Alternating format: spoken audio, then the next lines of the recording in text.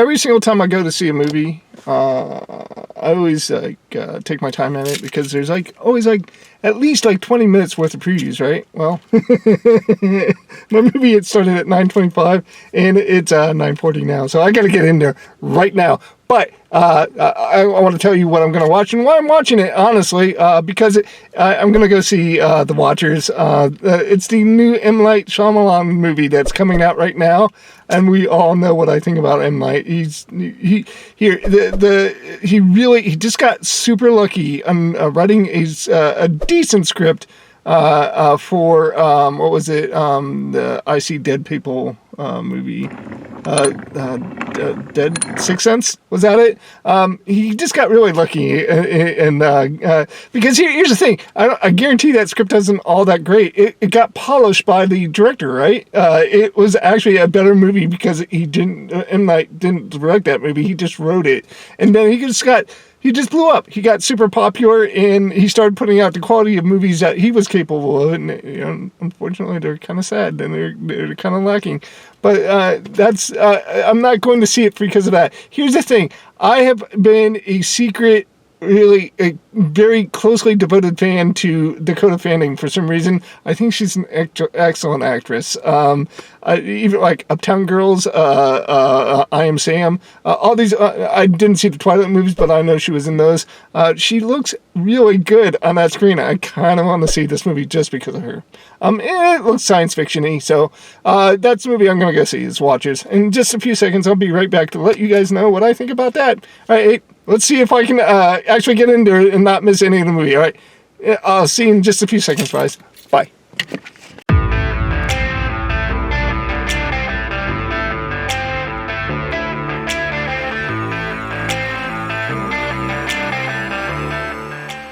Hey guys, I just got done watching the film. Here's a really cool part about it was, I was watching it all the way up until the end. I wasn't completely sold on that movie until the end, and then I'm like, it is actually a decent movie.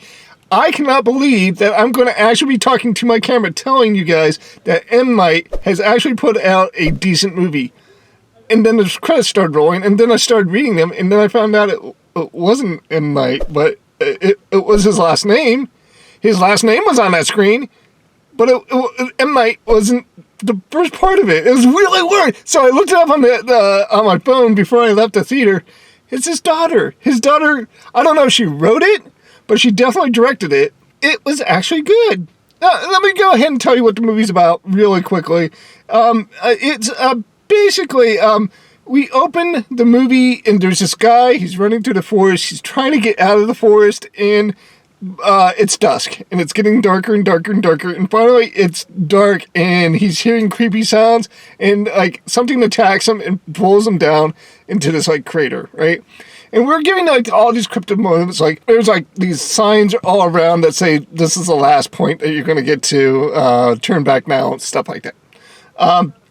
So we have that foreboding message in front of us.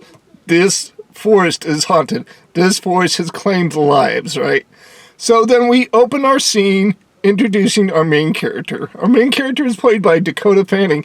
This is the reason why I came to this movie, guys. This is the reason why I wanted to see it, because I like her. I think she's a great actress, and I would like to see her turn that child acting career into an adult acting career. I would really like to see her accomplish this. But we established her character is flawed. She has a flawed character. We established that there's something evil, something dark in her past that she's trying to fight and trying to ignore, to live with, to coexist with, right? So she enters, obviously, the whole point of this movie is she's going to find herself in this forest.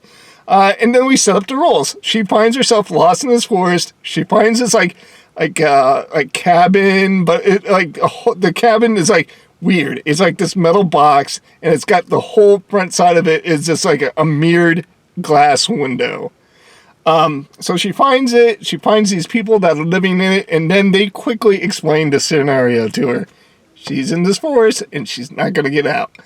Every time they try to get out, there's the forest makes them hallucinate and sends them in opposite directions, and nobody has ever made it out of this forest alive, right? And there's like 4 people living in this like metal coffin, this metal this metal box with a mirror attached to one side of it, and she is explained that there are entities outside at the evening who like to watch these people that are inside this box, and they've made up this story and that they're performing for them, that they're actually entertaining them. But nobody knows anything for sure. There's no like documentation. Nobody's doing any research on it. They're just acting out in fear. And that's most of this movie. It's mostly them speculating and how they're supposed to survive this whole situation.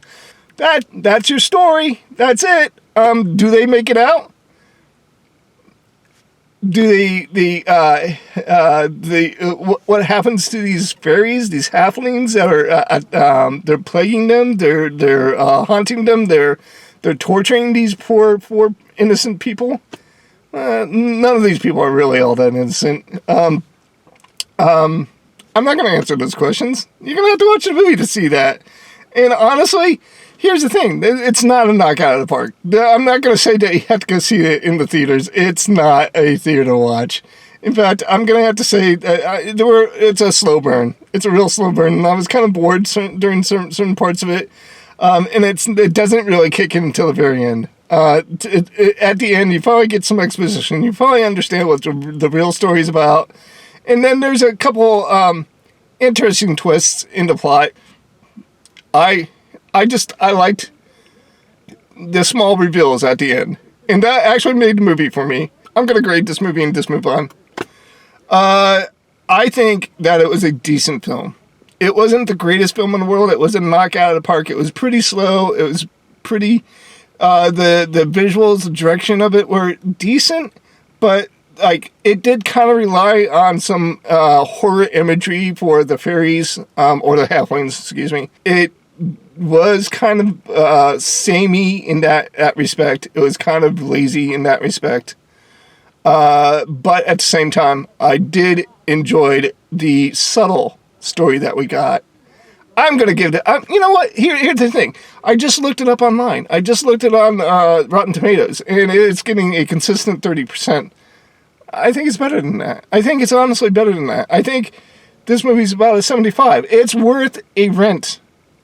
Or I wouldn't even say that. It's worth a watch. If it ends up on a streaming service of some sort, it was a decent watch. It wasn't a waste of my time. I enjoyed it, and I enjoyed it especially since I found out it was the daughter of M. Night instead of himself. And that gives me a little more confidence to go ahead and recommend this movie to you, because all his movies are pretty crappy. This is a different breed of animal. This is not an M. Night movie. This is something else. And I want to go. If you take anything away from this review, that's the one thing I do want to impress upon you. This movie's not crap. It is actually good. It's actually worth a watch. 75% is totally the best I'm going to give this movie. Guys, that's it. I really did. I was kind of iffy on going to see this movie. Honestly, I think I should have seen If instead. I think Mom would have enjoyed that a lot better. I would have enjoyed taking my mom to the movies a lot better. But it was a risk. I'm glad I took it. I don't feel like I wasted my time watching this film. So 75% is about the best I'm going to give this movie. Guys, I enjoyed my time at the theater. Hey, Deadpool's coming up. It's coming up next month. I'm sure I'm going to see you before that, but either than that, guys, I'm going to get out of here. As always, I wish everybody peace. Montanay, I'll talk to you guys later, and goodbye. See ya.